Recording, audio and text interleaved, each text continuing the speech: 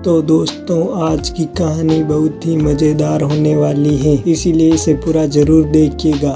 तो आओ यार, अपने कान में ईयरफोन्स डाल लो। क्या डाल भी लिए? बहुत तेज हो रहा है, बहुत तेज हो रहा है। तो दोस्तों कहानी की शुरुआत रिया से होती है, जहां वो खुद अपने हाथों से अपनी प्यास को बुझाने लग जाती है। यानी कि आपको उसका छोटा सा 3 से 4 मिनट का सीन देखने को मिलेगा, जो बढ़िया होता है। और कहानी की दूसरी तरफ हम एक आदमी को देखते हैं जिसका नाम देव होता है, और उसके साथ घर की नौकरानी झुमरी को दिखाया जाता है। और देव के हाथ में दर्द होता है, इसलिए झुमरी उसके हाथों की मालिश कर रही होती है। और कहानी में कुछ देर बाद झुमरी किचन में खाना बनाने गई होती है, और वो लोग किसे खेलते हुए अपने आशिक से बात करने लगती हैं, रोमांटिक भरी।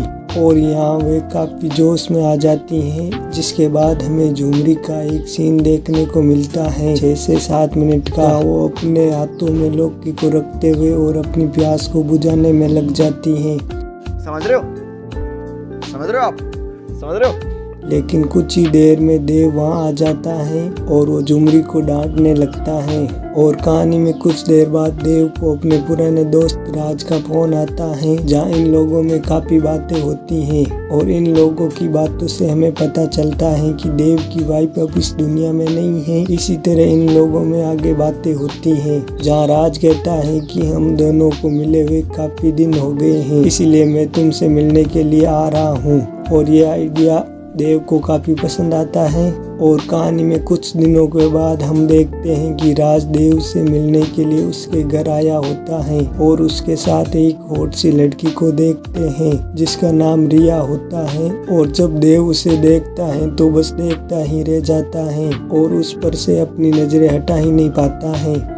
और कहानी में फिर कुछ देर बाद घर में आकर सभी लोग बात कर रहे होते हैं। इसी बीच राज देव से कहता है कि मुझे बिजनेस के सिलसिले से कुछ दिनों के लिए विदेश जाना है, तो क्या मेरी बेटी तेरे यहाँ रह सकती है? और देव उसका जवाब देते हुए कहता है कि कोई बात नहीं, जितने दिन वो यहाँ रहना चाहती है वो रह सकती है। और कहानी में रात में रिया एक हॉट रेड ड्रेस पहन कर आती है और देव को दूध पिलाने लगती है, और साथ ही वो देव को इधर उधर छूने लगती है और देव पर लाइन मारने लगती है। और कुछ देर बाद रात में देव सोने जाता है, मगर उसे नींद नहीं आती है, क्योंकि रिया के कमरे से जोर जोर से आवाज़ें आती हैं। और वो रिया के कमरे में देखने लगता है, और जब वो कमरे में देखता है तो वो पाता है कि रिया ने तो अपने आशिक को बुलाया है और वो उसके साथ रोमांस कर रही होती है।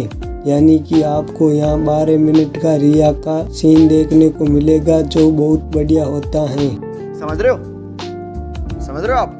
समझ रहे हो? और देव भी उस सीन को देखकर मजे ले रहा होता है। और देव बहाना बनाते हुए रिया के कमरे में आता है, और रिया और देव यहाँ पर बातें करने लगते हैं। और रिया देव का हाथ पकड़कर कमरे में ले आती है और वहाँ बैठकर उन पर फुल चांस मारने लगती है, और इधर उधर हाथ लगाते हुए उसके केले पर भी हाथ लगा देती है। और यहाँ पर देव घबरा जाता है और डर के मारे वो बाहर भाग जाता है, और बाहर आकर रिया के बारे में सोचने लगता है कि ऐसा करना सही होगा या गलत। इसके बाद देव क्या करेगा ये तो हमें कहानी के आगे ही पता चलेगा।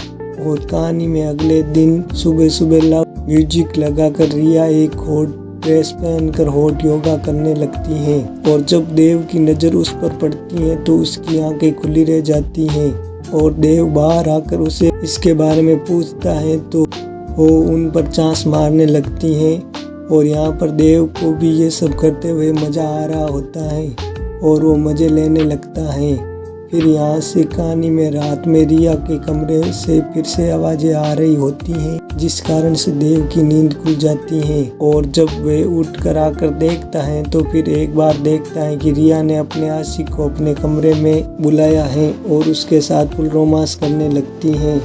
और यहाँ रिया का आशिक रिया के साथ फुल मजे लेता है। यानी कि यहाँ आपको बढ़िया सा सीन देखने को मिलता है, जो 10 मिनट तक चलता है, जो काफ़ी अच्छा होता है पहले वाले सीन के मुकाबले। समझ रहे हो आप? समझ रहे हो? और ये सब होते हुए उनका ये लाइव शो देव देख रहा होता है। और कहानी में फिर यहाँ से कुछ देर बाद देव की मालिश का वक्त हो जाता है, लेकिन यहाँ झुमरी की जगह रिया आई होती है और हॉट तरीके से मालिश करने लगती है। और यहाँ देव को मजा आने लगता है, जिस कारण से वे काफी जोश में आ जाता है और उसे लगता है कि रिया को भी अब यही चाहिए। जिसके बाद वो रिया पर जोर जबरदस्ती चढ़ने की कोशिश भी करता है, लेकिन रिया को ये सब बिल्कुल भी पसंद नहीं आता है और रिया उस पर काफी भड़क जाती है और देव वहाँ से बाहर आ जाता है। लेकिन देव रिया के बारे में सोचते हुए काफी घबरा जाता है कि अगर मेरी खास दोस्त राज की बेटी अगर अपने पापा को ये सब बता देगी तो वो मेरे बारे में क्या सोचेगा।